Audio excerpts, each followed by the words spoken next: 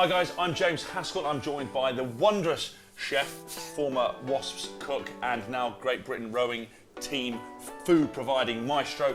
Our next recipe is the steak burrito. Omar, take us through it. Mate, so a little bit more to this one, but still really simple cooking, okay? This is perfect for the Sunday breakfast. If there's you and the missus there, you could sort of wow her. Bit of impressive work. Bed, mate. Well, single men really out there, good. if you get lucky, this could be the way to cook breakfast the next morning. So, mate, we're going to make a really quick, delicious barbecue sauce, Okay. So the barbecue sauce in this is really important, okay? So we've got a little bit of our tomato sauce again. Okay. Okay, so we're going to go in. Is this tomato sauce? Is this from a tin? Have you made this yourself? So, mate,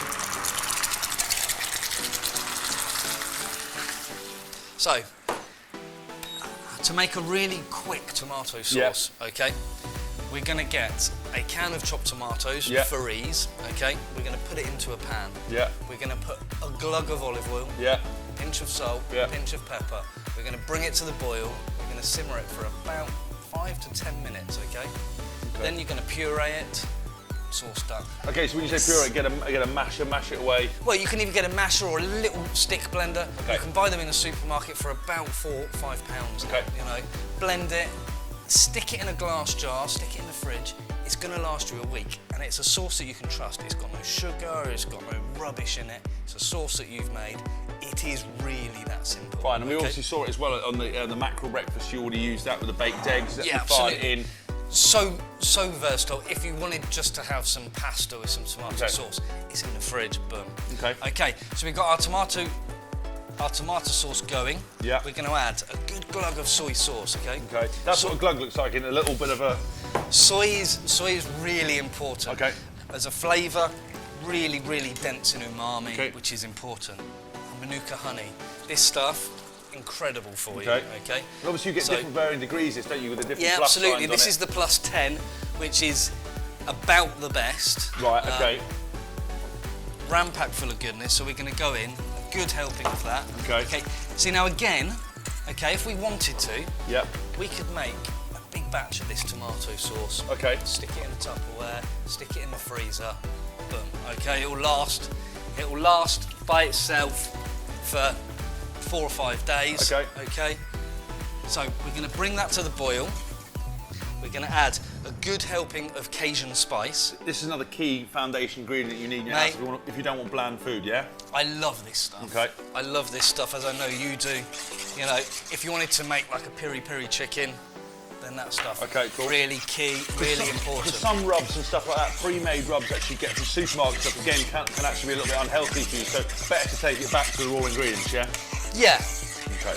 Yeah, absolutely. I mean, you can look online. There's several recipes for Cajun rub. Okay. You know, I mean, if you spend a bit of money, then you're going to get something that's good. Fine. Okay. So we're just going to add a tiny bit more of the soy sauce. Okay. Okay. And we're just going to, essentially, we just want to bring this to the simmer, allow it to cook out. Smells great already. And that's the first part of our dish done, okay? So let's just turn that up a bit, bring up the heat there. So now, essentially, all we've got to do is cook a little bit of steak, slice our avocado, scramble some eggs, mix it all together, fold it in a wrap. Okay, now you've obviously set this out beautifully because we're filming, it looks like a Saturday kitchen or something. You've obviously pre-chopped that, you've peeled your avocado, you've got your beef already cut up. So we've got some prime sirloin steak here, and all I've done is taken the fat off, sliced it into nice strips, okay? And it's there. Our avocado, I've peeled it. All we're going to do is simply just chop it up, okay? That chopping tech is, I love it every time. Avocado's such a beautiful thing, isn't it? And also, it's a great fat for you. Again, you know, we talked about the macronutrients. Fats are so important. Absolutely. You get avocado, nuts, certain oils as well, really key. It's incredible. Don't go overboard as well with avocado, don't have it with every meal, because again, body composition things, but it is so essential to get that kind of fat in. It really is, it really is. So, mate, I'm just going to give this spoon a quick wash, and then, I'd like you... The tester. Just have a quick try of that sauce. Really simple, you saw how easy and simple it was. Okay, and the longer you can cook it, the stickier it's going to get, the better it's going to get. Yeah. Okay, really, really simple. So we'll take that off and we'll put that to one side for now. That's awesome, really nice. Well, kind of it's got you've got that sweet honey taste, but a nice bit of sort of soy with a little bit of sodium in there, yeah. That earthy soy flavour, which is really important when you're making any sauces like that, a barbecue or so on. Then you need a good glove of soy. Okay. So, mate, next we're going to get the steak on the go. Okay. So it's really important whenever you're cooking a red meat, especially steak, especially prime cuts like sirloin. Okay. And never season it too early. Okay. Okay. So, essentially, if in the restaurant we're cooking steak, we take it out, we leave it to come up to room temperature, okay? It's going to cook better. If you had the fat on it, you'd want the fat to be at sort of room temperature. It's going to taste better. So, just before you're about to cook it, okay, we're going to get our pan on. You want to get your pan nice and hot. Pinch of salt. And just obviously without a massive product plug, we've obviously put my of course we have, mate. My premium coconut oil in there as well instead of using olive oil, because olive oil over a certain temperature turns into a trans fat, which is not good for you. So you need olive oil in your diet, but put it on cold on salads, do things like that, but certainly don't cook with it. Use a different type of oil. Obviously, I much prefer my own coconut oil, which you can get from the website jameshaskell.com. And I wish you could smell this. That coconut oil is absolutely amazing. He's not paid commission to say that. So, what we're going to do is, when we're cooking steak, what we don't want to do is that. What we want to do is leave it on there, okay? We want to get it nice and hot. We want to get it nice and brown, okay? Nicely caramelised, okay? And obviously, by lifting the pan up, we're cooling the pan down. And I'm sure you've had it in the past, where you've cooked a piece of steak, and it's kind of that white colour. And it's just simply because the pan wasn't hot enough. So we want to get it nice and hot, we'll get it nicely caramelised, and then we can get on with cooking the eggs, okay? I'll never touch a pan again, sorry. Never touch my pan again. Never touch a chef's pan. So, I mean, it's also really important to never overcrowd the pan. If you put too much in there, again, you're going to cool that pan down, and you're just not going to get it nice and crispy, okay? So, let's give those a good, so you can see we've got some nice colour on there, okay, maybe just a little longer. Smells amazing. Mate, it's that coconut oil, isn't it? Beef in coconut oil, incredible. So, a couple more seconds on that, okay. Scrambled eggs, we're going to talk about scrambled eggs really quickly, okay. Now, if you're having that romantic Sunday morning, okay? You're obsessed with romantic Sunday morning. We'll roll with it, yeah? I'm married and, you know... So you have no romantic It would never happen for me anymore. Scrambled eggs, just eggs. It's really important, just eggs. Never add anything to it. If you wanted to add some butter, fine. Never add milk, never add cream. Scrambled eggs is egg, okay? So, anyway, that special Sunday morning, what we can do, scramble our eggs. Yeah. Then if we take a little knob of butter. Okay. And essentially burn it, okay? We want to burn it in a pan until it starts to foam. Okay. And it goes nice and nutty. Okay. Okay. A tiny little splash of white wine vinegar. Yeah. Over the top of your scrambled egg, a little bit of that burnt butter. Trust me, you're getting married. Okay, so recap. So you get a pan, get the butter out, knob of butter, cook it until it browns and starts to bubble. Yeah. Put your eggs on top of it. No.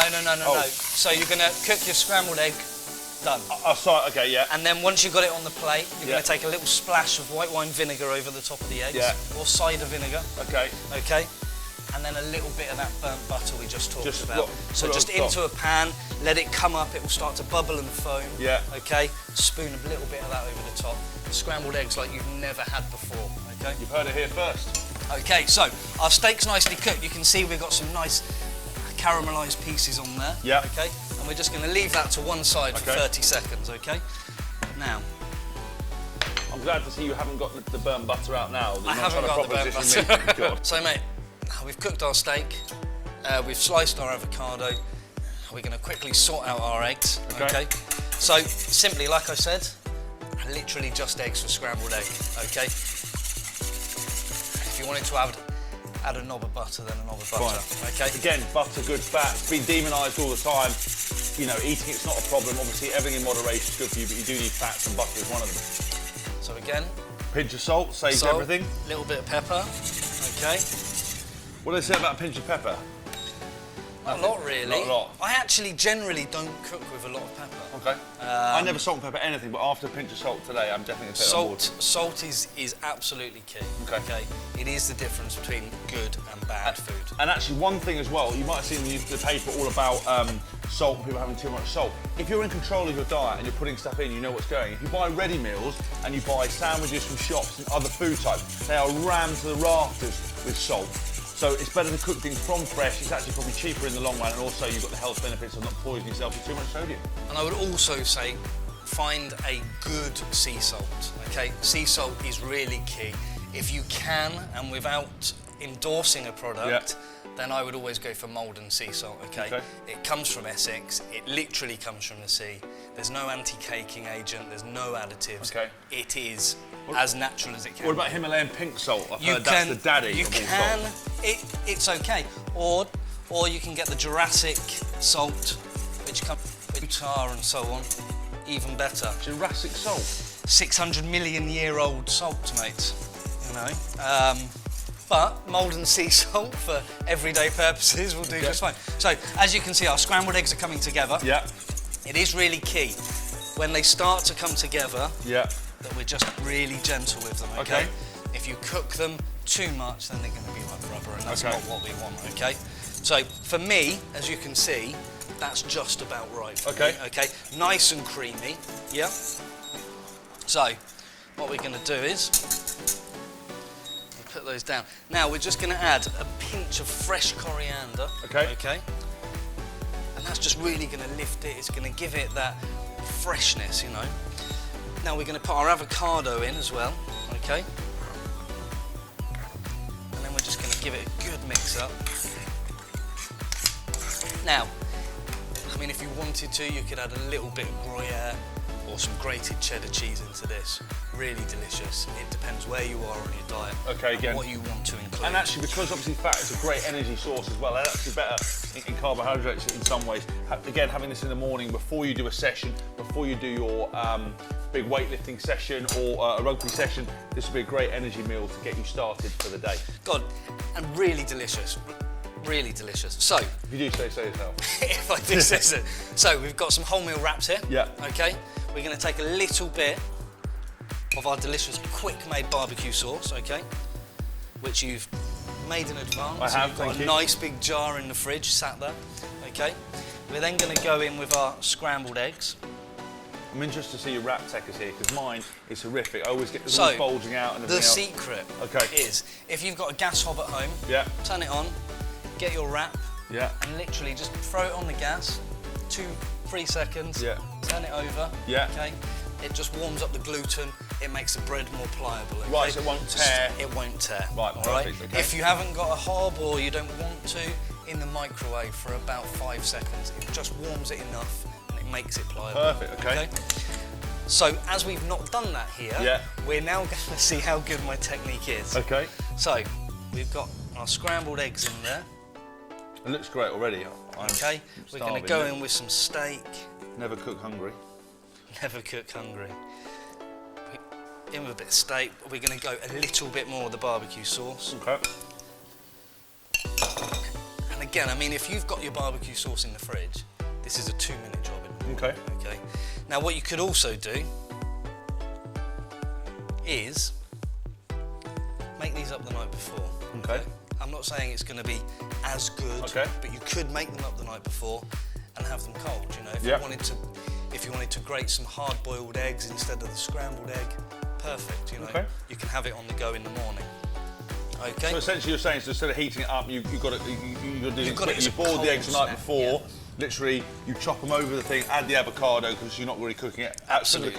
Coriander. You've got that in the jar in the fridge. The wrap, heat up in the microwave, 2 minutes. You've got a cold meal. Okay, fine.